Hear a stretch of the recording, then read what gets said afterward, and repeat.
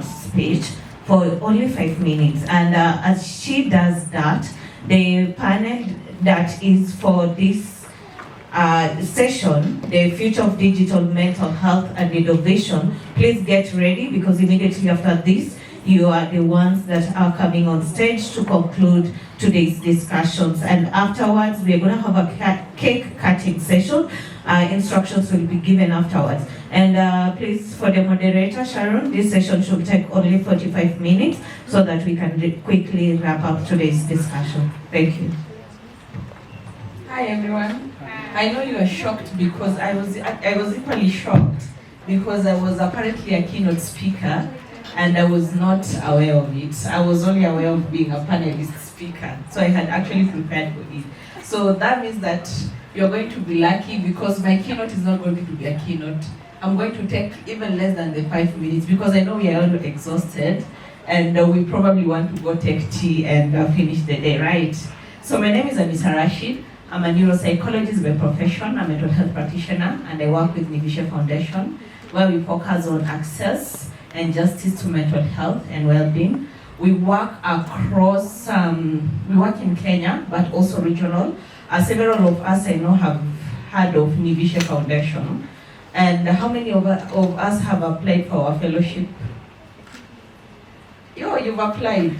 Nione Kando. I saw some of our alumni over here because one of the key programs that we did run a fellowship, and the fellowship is basically more of creating a community of young people to understand basic neuroscience, basic psychology, basic mental health, and basic counseling to be able to support each other when it comes to peer-to-peer support. But apart from that, one of the key things that we do at Nivishe when it comes to well-being and digital matters is that most of the speakers here since the beginning have been talking about digital wellness from the user perspective.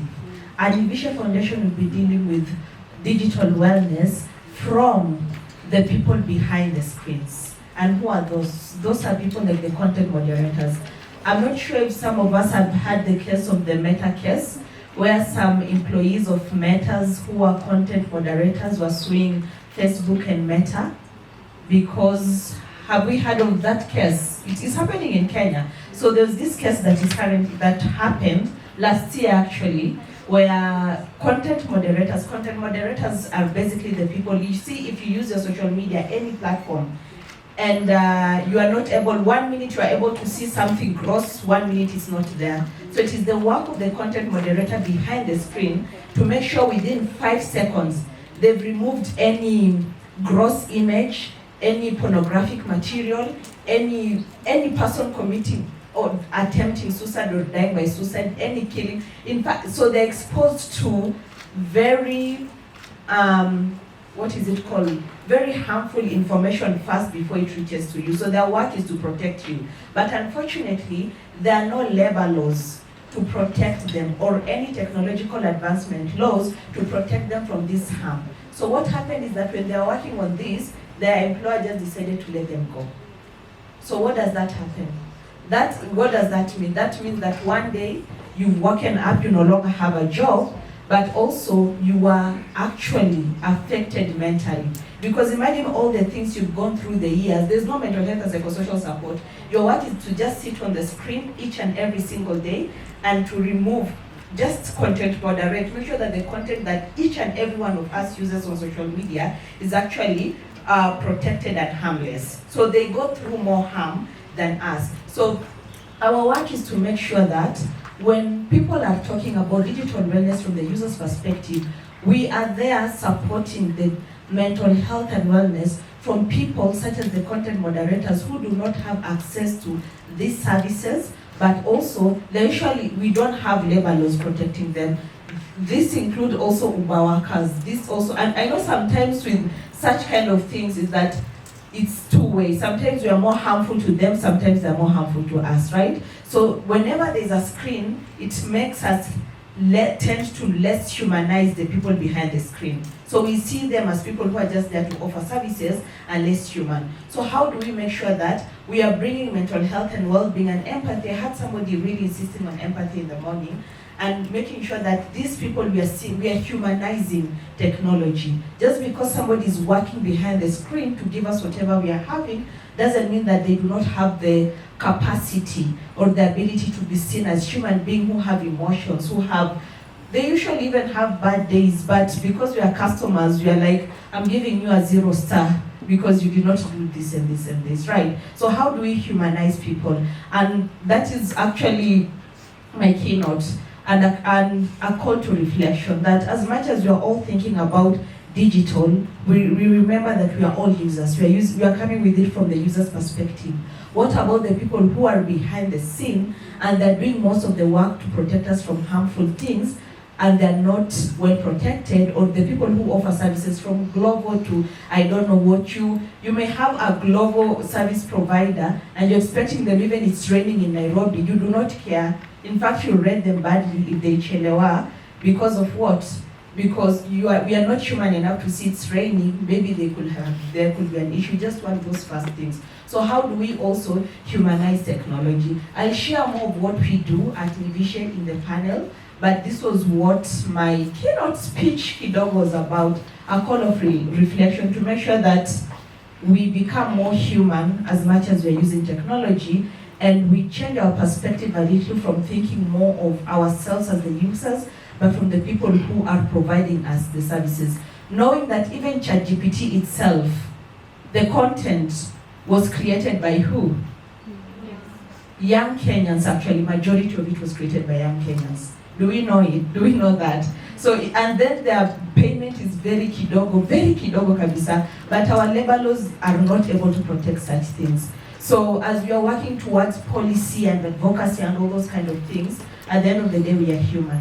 So let's extend grace towards each and every person working towards giving us better technology. And for us even developing apps or coming up with these things, prioritizing well-being as one of the factors that you consider when you are creating applications that enable people to communicate or whichever capacity, to make sure that there's a wellness thing, whether it is blocking, whether it is reporting, whether it is all those kind of things. So, asanteni sana, and welcoming my moderator to the panel to come and officially invite us to the thing. But don't worry, our session is going to be very short, I assume. Thank you so much.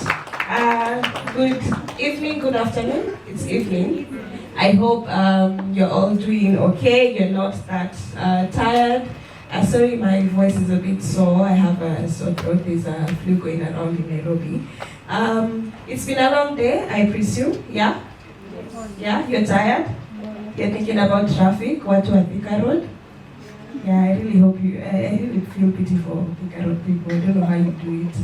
Yeah, but at this juncture, I'd like to welcome my panel. That's Alfred Ongere, CEO and founder, AI Kenya. That's Artificial Intelligence Kenya. A round of applause for him. I think you guys can do better than that. We do have Ms. Gathoni Mbogwa, Head of Digital Relations and Senior Psychologist, Chiromo Group Hospital. Big round of applause. I have Mr. Rashid, Founder and Executive Director, Nivishe Foundation, which I found out is not the Nivishe card in the afternoon. And then lastly, I have Duncan Maigwa, Communications Officer and Project Lead, CRECO. Is Duncan in the room? He left? Oh my God. Someone should have informed me. It was a last minute addition. Actually, when I saw this paper today, I was like, who is Duncan? Okay. So the session today is that in 2025, the reality is that our digital spaces are not just tools, they are places where people come to learn, reflect, and relate on each other. So a question to you would be, when was the last time you used Google or TikTok to ask about maybe an emotion you had? Is it today? Yesterday? When you were doom scrolling on TikTok in bed? And then you saw something maybe on anxiety and you're like, that's me, right? Yeah? Yeah. So as the question here today goes, as Kenya goes more digital? Are our mental health systems keeping up, or are people being left behind? What do you think? Are we keeping up, or are we leaving people behind? Are we keeping up, or are we leaving people behind? Yes? No? Are we keeping up by a show of hands? Are we keeping up with technology? No. Do you believe we are leaving people behind? Yes. So both are yeses. We're in front with technology. How many are you on Blue Sky? Blue Sky. No one knows about Blue Sky. You can't keep up with all these social media platforms. Yeah, but I just let you know that people are leaving X because Elon Musk decided to be, just nasty. So Blue Sky is the new Twitter, by the way. So there's so many apps. This final session of the day is called The Future of Digital Mental Health and Innovation, and it brings together experts in AI. We have clinical psychology and community-led mental health to explore exactly that. And without further juncture, I'd like to start with Alfred. So Kenya rapidly embraces digital technologies, but this revolution comes with real mental health concerns, especially among the youth. From your AI expertise, what role can technology play in the early detection of mental health challenges? And how can we make sure this support is inclusive, real-time, and accessible to those who need it the most? Thank you very much for having me. I would say when it comes to mental health, we need to use technology to destigmatize mental health and make it more approachable topic that people can embrace. And right now, AI plays a very active role in helping to disseminate and create different forms of information. If you're on TikTok, if you're on LinkedIn, if you're on YouTube, AI is playing a role through the recommendation engines to recommend different content to you based on your interests. And one very good example I would want to use in the context of today's focus around education and mental health is there's this trending video of a teacher who is training or teaching small kids, and the teacher is trying to show the kids how they would look like in their future profession. So she takes individual pictures of the students, and then based on what career they have chosen, whether it's pilot, driver, and so on, they're able to show them on the screen and see how they respond. So such forms of using technology can help teachers and other people who are working or giving professional mental health to identify any issues based on how people respond. At the moment, you're aware, not so many schools have digital equipment such that you can say even some of the solutions I wanted to suggest, I realized some of them are a bit far-fetched in terms of not many schools have tablets where the students can interact with tablets and the teacher can create different quizzes that are gamified and the students would respond to them. And then based on the responses, AI can analyze the responses and provide anonymized profiling of the state of mental health of those particular students. So some schools have access to that, but most schools don't have access to that. But we can still leverage the opportunity where we have the parents and guardians have digital devices. So even after school, the teachers can look for different applications that they can share with their parents and guardians, that the parent and the guardian and the child, they take the quiz together, and then based on that, the teacher is able to get an anonymized report on how the classroom is in terms of mental health, and then from there they're able to adjust their programs effectively. So, and another thing I wanted to share was ChatGPT is actually the 5th most visited website in Kenya as of February 2025. And this shows you how much generative AI is now a common thing for everyone. And we are very lucky that most of this technology is being offered to us for free. So of course there's the trade-off of, you are the product, you give your information, it's used to improve the system, but at the end of the day, it's changing so many lives, it's giving us so many use cases. And a study found out that out of the 5 top use cases of generative AI tools, most people actually use it. The number 1 use is companionship or mental sort of health use cases. So you find people with relationship issues are taking into ChatGPT, DeepSeek, Llama, and all these other systems, and that's their first point of contact, because number 1, it's anonymous. It's a system that's not sort of judging you, so you're in a very sort of safe space, and the system is able to guide you on things that it can't handle, that you'll need human support. So what we mostly need is to really train different stakeholders, from the ones that have simple smartphones to or feature phones to computers, laptops, and tablets, on how they can access these free resources and use them responsibly, especially when it comes to mental health. So I'd say there's a lot of capacity building that needs to be done, a lot of sensitization around how do we use these tools carefully, so that you don't find a child who is going into the system and they do directly what the system tells them. I mean, there are stories of a teenager that committed suicide because they were trying to simulate a conversation where the chat assistant was a character from Game of Thrones, and in the sense of the character suggested that the child should kill themselves, and the child,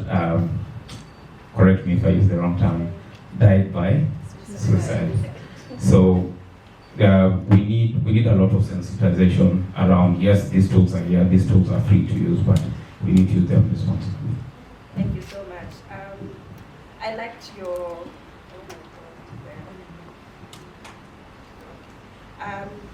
your reflection on how stakeholders need to pause and reflect, because you had a train of thought and said this will not work with other interventions in schools. And Anissa, that brings me to you.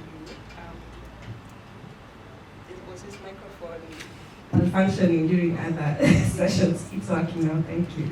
Anissa, your work at Nivishe Foundation brings you face to face with the realities of mental health in under-resourced communities. So, what are some of the digital mental health challenges you've seen, especially in schools and homes? And more importantly, how do we ensure that digital platforms become solutions and not barriers for these young people? Thank you for that question. So one of the things that we deal with at Nivishe is around mental health innovations. And among the mental health innovations that we have, we developed the first ever mental health comic book. I don't know how I forgot it. That's the problem of not coming with my team members.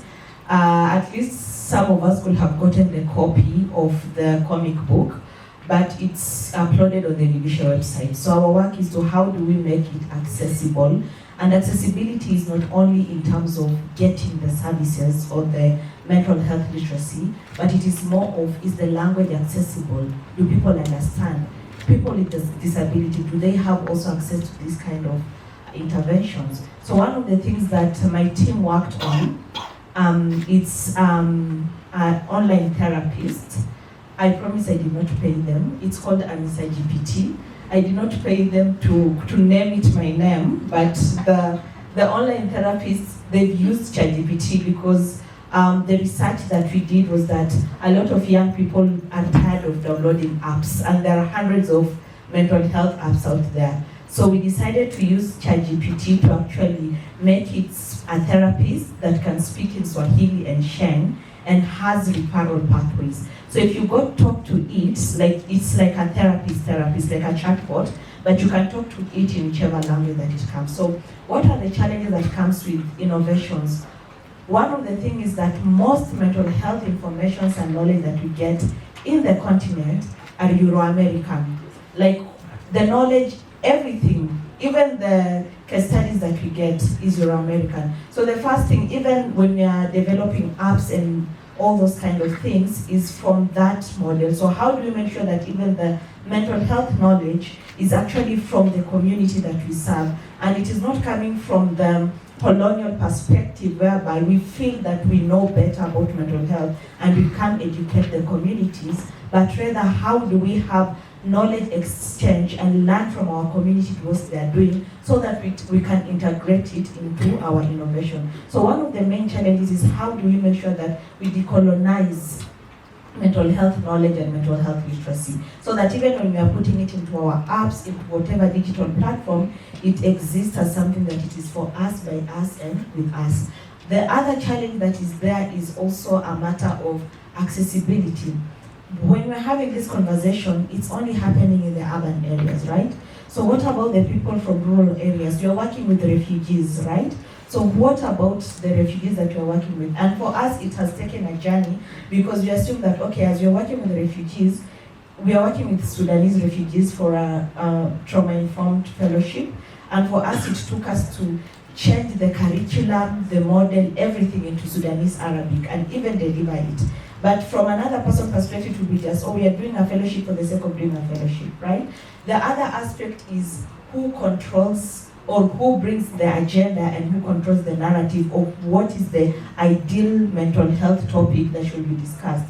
So now, unfortunately, since a certain government came on board, like climate change is no longer an option, right? But it's affecting us, right? So you see that, so who decides the agenda? And unfortunately, because there's a power imbalance in grant making and people who own the money in the global north, you find that we go with the flow. If today they say that AI is the main thing and there's money in AI, even whether without thinking it is harmful for us, what do? We go with it. And they can't blame us because we want money, and who has money? Them. So we fine-tune everything to fit what they're giving. So and that brings us to the question of how do we make sure that we are sustainable, and is sustainability a reality that can be achieved even with the now USAID funding that has been cut when it comes to accessing these mental health services in schools at the community levels and all those kind of things. So it is more of decolonizing mental health, accessibility, making sure you are intentional in working with communities to learn from them and not come from the colonial perspective, and more of working with the community you're working with. Oh. Thank you. Thank you. As a reflection to that, it just reminded me how we're supposed to go to where the community is, and also when working with young people, your messages need to resonate with them. So your mental health for, like, let's say another generation might not be the same for Gen Z, for example, or for Gen Beta or Gen Alpha, who have their own ecosystem. Gathoni, I'm segueing to you into your space now, clinical psychology and digital wellness in the formal settings. In your experience, what are the most pressing mental health issues arising from digitalization in Kenyan workplaces and schools? And what does preparedness look like? How can institutions respond better? And I think that is also tying to what you were saying earlier during other conversations about AI going for jobs. For example, now ChatGPT can now be therapists. We have online spaces where people are now becoming armchair therapists on TikTok, for example. So how do we tie into what you're doing right now?